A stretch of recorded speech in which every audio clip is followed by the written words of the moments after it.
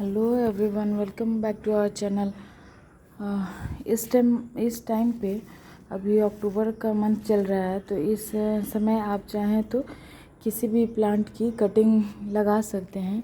उसके बाद से यहाँ देखिए, ये स्पाइडर प्लांट की कटिंग लगी हुई है और ये अच्छे तरीके से चल रहे हैं। यहाँ एग्लोनेमा की कटिंग लगी हुई है और ये क्लांचो है। यहाँ पे आप इस टाइम पे जो भी आपके पुराने प्लांट है उसे आप नए प्लांट बना लीजिए और बाकी के आप उसका कंपोस्ट बिन में यूज़ कर सकते हैं, क्योंकि पुराने वाले जो प्लांट है अब वो डल पड़ चुके हैं, तो उन्हें फेंकने के बजाय आप उनका कंपोस्टिंग कर लीजिए।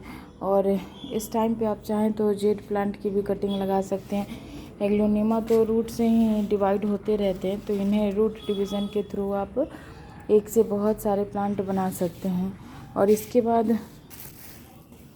बाद आप रोज़ प्लांट, जितने भी आपके रोजेज़ हैं उस पे भी आप काम कर सकते हैं। ये देखिए, ये हमारा रोज़ का प्लांट है और इस पे 15 to 20 डेज़ पहले हमने इस पे काम किया था। तो यहाँ से हमने प्रूनिंग की थी और यहाँ देखिए कि कितने सारे नए नए कलियाँ भी बनने लगी हैं और इनकी ग्रोथ काफ़ी अच्छी हो रही है। अब इस टाइम से ये खिलना शुरू कर देंगे, इनमें सब में नए नए ब्रांचेज निकलने शुरू हो गए हैं। तो इस टाइम पे आप चाहें तो रोज़ पे भी काम कर सकते हैं। और हमारा मेन आज का टॉपिक ये है कि ऑरेंज के जो छिलके होते हैं उनका हम कई तरीक़ों से इस्तेमाल करते हैं या कर सकते हैं, क्योंकि हम बहुत सारी चीज़ ऐसे हैं जिनके बारे में जानकारी नहीं होने के कारण हम उनका सही इस्तेमाल नहीं कर पाते हैं। तो यहाँ पे ये है टिकोमा का प्लांट और ये पूरी तरीके से ख़राब हो चुके थे। इनकी लीफ जो है ये कर्ल होने लगी थी और ये डल भी हो गए थे। लेकिन इसमें क्योंकि रीज़न ये था कि इसमें बहुत सारे इंसेक्ट और चींटियों का अटैक हो गया था और पूरे ये मिट्टी ख़राब हो गए थे। तो कुछ ही दिन पहले हमने इसे रिपोर्ट किया था और फिर से रिपोर्टिंग, मिट्टी चेंज करना प्लांट को नुकसान पहुंचा सकता था। तो इसके लिए हमने एक तरीका अपनाया जो बहुत ही कारगर है और जो बनते हैं नींबू के छिलके से या संतरे के छिलके से। तो यहाँ पे हमने कुछ इस तरीके से संतरे के पीसेस को कट कर लिए हैं और सिंपली हमने इसे एक और हमारा टिकोमा का ही प्लांट था उस पे ही हमने इसे इम्प्लीमेंट किया था। तो इस तरीके से सिंपली इसे मिट्टी में हम डाल देंगे तो इसकी फ्रेगनेंस इतनी स्ट्रांग होती है कि चींटियाँ वगैरह इनसे दूर भागती हैं और हमारे प्लांट की जड़ों को भी ये एसिडिक बनाता है। जितने भी खट्टे या एसिडिक सॉइल जिन्हें आप कहते हैं, जितने भी खट्टे फल होते हैं उनकी ये पिल्स जो होती हैं बहुत कारगर होती हैं हमारे प्लांट्स के लिए। और ये तो ये है, ऐसे आप इनका इस्तेमाल कर सकते हैं और 1-2 दिन इसे ऐसे ही गमले में छोड़ दीजिए ताकि धूप लगे और ये जो है सूख जाए। उसके बाद इसे मिट्टी में इस तरीके से करके इसे दबा दीजिए, तो ये खुद ब खुद डिकम्पोज होते रहेंगे और अपने जो इनकी वैल्यू है वो धीरे धीरे मिट्टी में मिलती रहेगी और हमारे मिट्टी से जितने भी संक्रमण है, चींटियाँ वगैरह है, ये सारे खुद ब खुद दूर हो जाते हैं। तो एक उपाय ये है, इसका यूज़ आप रोज़ में कर सकते हैं, हिबिस्कस में कर सकते हैं, मोगरा प्लांट, उसके बाद से क्रॉटन के जितने भी प्लांट होते हैं उसमें भी आप इनका इस्तेमाल कर सकते हैं। और इससे बेनिफिट ये होता है कि मिट्टी भी इससे एसिडिक बन जाती है और उसके बाद से फ्लावरिंग, फ्रूटिंग वगैरह में भी ये काफ़ी हेल्प करते हैं। यहाँ पे आप देख सकते हैं कि इनमें कलियाँ भी काफ़ी बनने लगी हैं, जबकि इस टाइम पे अब जितने भी परमानेंट प्लांट है वो डोरमेंट हो जाएंगे, लेकिन ये सब अभी भी फ्लावरिंग स्टेज पे हैं। तो इसके लिए बार बार मिट्टी चेंज करना पॉसिबल नहीं होता है, तो ये सब छोटे छोटे तरीके आप अपना सकते हैं। दूसरा इसका उपाय या दूसरे तरीके से आप इसे यूज़ कर सकते हैं कि इसे आप क्रश कर लीजिए और 1 टेबल स्पून प्रत्येक मंथ आप जितने भी आपके गमले हैं उसमें आप डालते जाइए।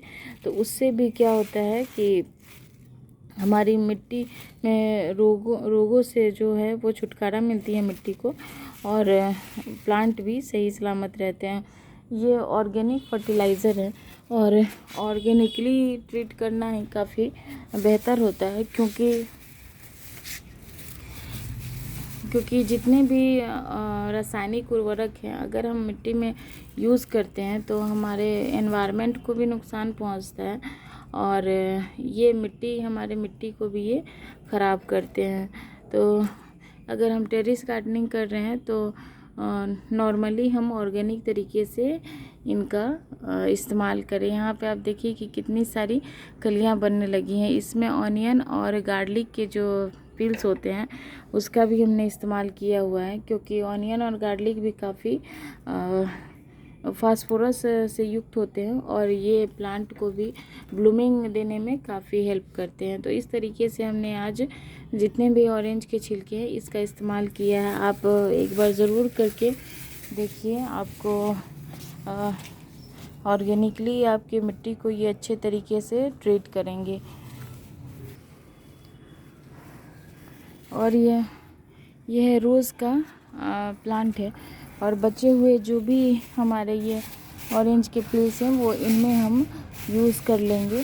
तो कम से कम ये 7-8 ऑरेंज के छिलके थे जो हमारे 5-6 प्लांट पे ये अच्छा तरीके से यूज़ हो चुके हैं। इसका इस्तेमाल आप स्प्रे बॉटल में भी यूज़ कर सकते हैं। तो यहाँ देखिए चींटियाँ भी यहाँ पे भी आ गई हैं। तो जहाँ आपको चींटी देखने को मिले तो आपको समझ जाना चाहिए कि वहाँ पे मिली बगर या स्पाइडर माइट का अटैक है। यहाँ आप देखिए कि यहाँ पे स्पाइडर माइट के इसकी वजह से ही चींटियाँ यहाँ लग रही थी। तो आप ऑरेंज पील को आप अच्छे तरीके से क्रश कर लीजिए या ग्राइंड करके मिट्टी में नहीं, इसकी फोलिएज जो है इस पे आप स्प्रे कर दीजिए तो आपके प्लांट फिर से हेल्दी हो जाएंगे।